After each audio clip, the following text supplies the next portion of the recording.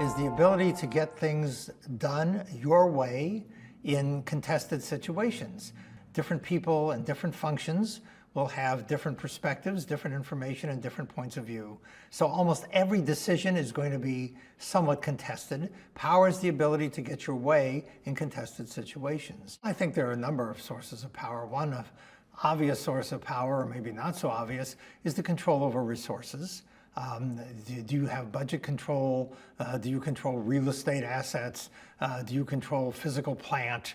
The resources are very important, and that's one source of power. I think another source of power is social relationships, the networks that you have built and that you have. Management leadership is often defined as getting things done through other people. So therefore, one source of power is how many people do you know? How many people are in your kind of sphere of influence, so to speak? A third very important source of power that I think people sometimes underestimate is how you show up. Are you able to act and speak with power? Do you show up in a powerful fashion? Many writers will write about what they call executive presence.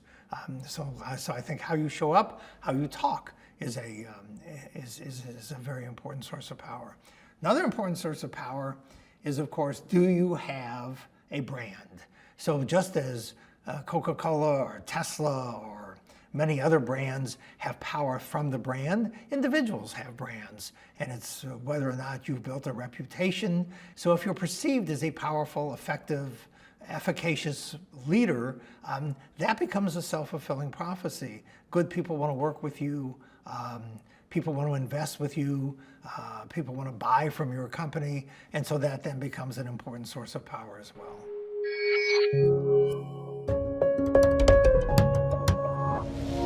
Power is a tool.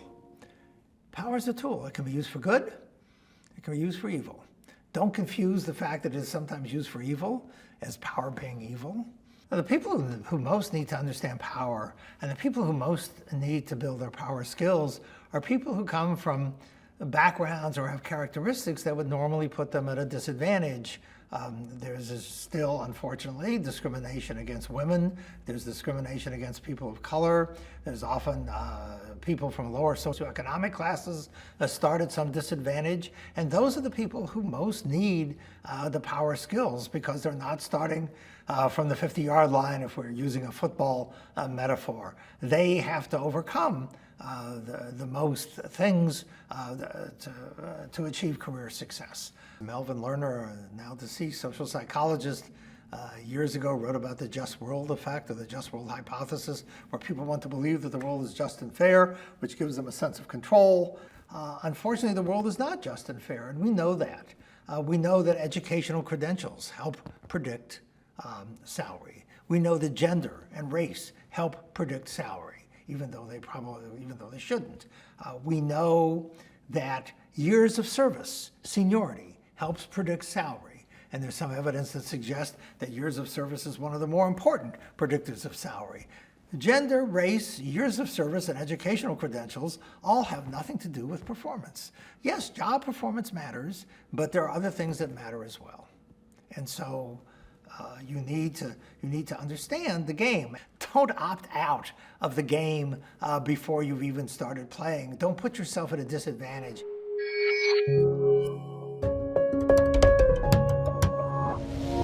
No one is hired to win a popularity contest. You're hired to get things done. You're hired to make things happen. So when you show up to lead a group of people, those group of people want from you many things. What they don't necessarily want from you is your authentic self. They need from you inspiration. They need energy. They need energy even if you're not feeling energetic that day. They need guidance. They need information. They need you to behave like a leader. So what I tell people is, yes, if you want to be authentic, you can be authentic as you need to be or want to be, but you need to be authentic to what the people around you need from you. You don't need to be authentic to how you're feeling. I have a friend, a colleague at Stanford, Deborah Grunfeld, who teaches a class called Acting with Power. The best part of that class is the first day when she tries to explain to people that you are always playing a role.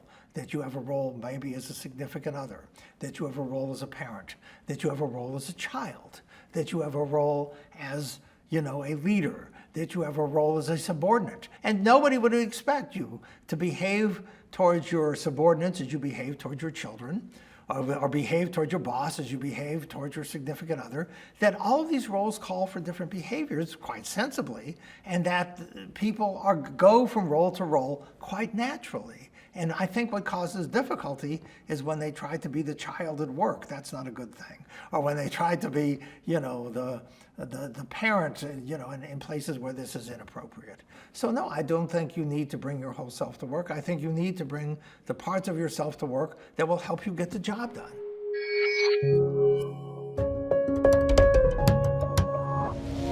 So breaking rules has many advantages. The first, of course, advantage of breaking the rules is it catches people by surprise. And, they expect, we're trained from the time you're little to conform. It's, I think, what schools mostly teach you to do. So when you break the rules, it catches people by surprise. Malcolm Gladwell wrote this New Yorker article, How David Beats Goliath. How does David beat Goliath? By breaking the rules. Goliath shows up, armor, swords. If David figures, I'm going to put on all this armor, I'm not going to be able to move, let alone win the battle. So he's going to fight by the methods of the shepherd, by using a slingshot. There's books on asymmetric warfare. When the weak play by the strong's rules, they lose. When they play by their own rules and make up rules that favor their particular capacities and capabilities, they win.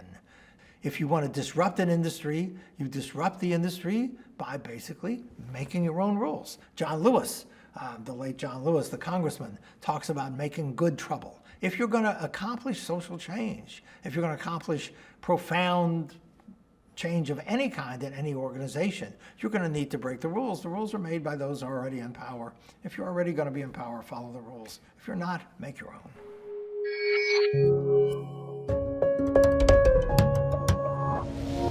People overemphasize objective job performance and spend too little time cultivating the social relationships that, number one, will help them do their job better, and number two, will help other people see that they've done their job better. So I think people underinvest in the time they spend on networking. Most people, not all people, that's number one. Number two, as research by some of my various colleagues have demonstrated, networking oftentimes makes people feel dirty. It makes them feel like they are winning using underhanded or inappropriate tactics. And, that's something that people oftentimes don't want to do. So I think they underinvest and they feel dirty about it, and they don't see it as the value-added activity that it is. Venture capital connects people with technologies with people with money. Investment banking connects buyers of businesses and securities with sellers of securities and businesses. Real estate brokers connect buyers of houses with sellers of houses.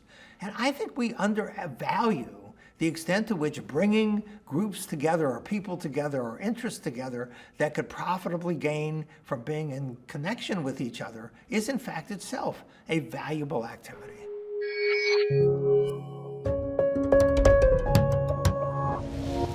To the extent that you effectively use your power, i.e. you get stuff done, more people will flock to you, you'll get more resources, more talent that will become a self-fulfilling prophecy, or it's sometimes called the flywheel effect. So when you use your power to make things happen, improve the performance of your organization, change the culture in ways that benefit the organization and its performance, then you will have more power as a consequence. So power is not something like a bottle of water that gets used up the more of it you drink. It's something that gets created the more effectively you use it. So I think many people are inhibited from doing everything that we have talked about by the idea that somehow it's going to come back to haunt them, that the Icarus flies too close to the sun is going to be brought down, that people are going to remember all the things you did to get to where you are, and they will use those memories and they will use those resentments to try to take you down. And so I think the reason why Rule 7 which is basically once you have power and money and success, people will forget and forgive how you got there, is such an important rule, is because it frees you to do everything else. It says that at the end, if you're successful, success excuses almost everything.